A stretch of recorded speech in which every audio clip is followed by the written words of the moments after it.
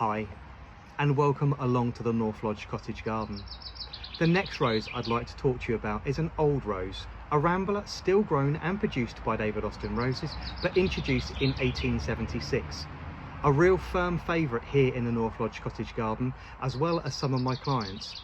I've been putting off the review of this particular rose because of the pronunciation, but it's really well worth you taking a look at. This stunning rose is ghislaine de feligonde. Grown and introduced in 1876, it's a French climbing or rambling rose, reaching around 12 feet. It's very healthy, very vigorous for its size, but reaches 12 feet and basically stops growing. It's absolutely thornless, and it produces this wonderful spectrum of bleached apricot, dark apricot and golden blooms. I'm going to turn the vase around for you so you can see this full spectrum. This is all off of one rambling rose grown up a fence. It is absolutely spectacular. Really easy to grow. It's very healthy, and as I say, for its size, very vigorous, but reaching reliably no more than 12 feet. So you can climb this up a fence or a wall, but you could also leave this as a large rambling shrub. For instance, if you had an outbuilding that you wanted to put something next to, or a large amount of grass, maybe you wanted to put this against an old tree stump or something like this. But this particular rose is absolutely stunning, and I've never seen, apart from the rose bred by David Austin, Phyllis Bride, this particular rose creates this wonderful spectrum of blooms.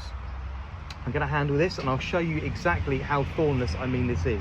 This is 4 stems from this plant, and not one thorn on any of them. Is absolutely perfect to handle. So let's choose one of these sprays that has absolutely everything on it.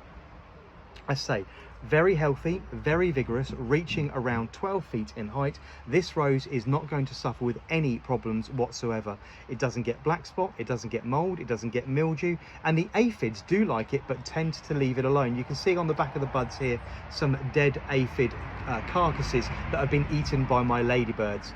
The buds open and start to open this deep apricot orange yellow colour with a flame red tip around the top.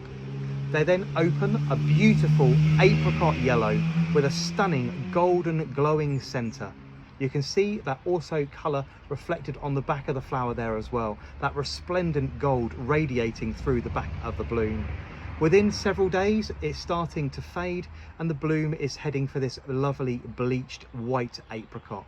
It is absolutely entrancing in all stages, from bud to flower to as the rose starts to fade. It is absolutely beautiful, bearing flowers in huge clusters of between 30 and 40 per spray. It is absolutely encrusted with blooms from the end of June all the way through the year to the back end of September. So a really free flowering rambling rose. It is absolutely stunning. The fragrance is lovely. It is an old English fragrance with tones of myrrh, citrus and honey.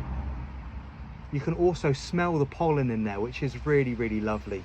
But Madame Ghislaine de Feligonde from David Austin Roses, an old rose introduced in 1876, is a really useful climber if you're working in a small space and don't have a massive amount of room. It's reliable, true, healthy, vigorous, and will reward you with this multiple spectrum of stunning flower. I mean, I really do love this one. Look at it. I mean, that is just perfect. So, and one of the ones for you to consider, and not the easiest to pronounce, and probably the most takes we've ever had to do, that Ghislaine de Feligonde, an old rose from David Austin Roses.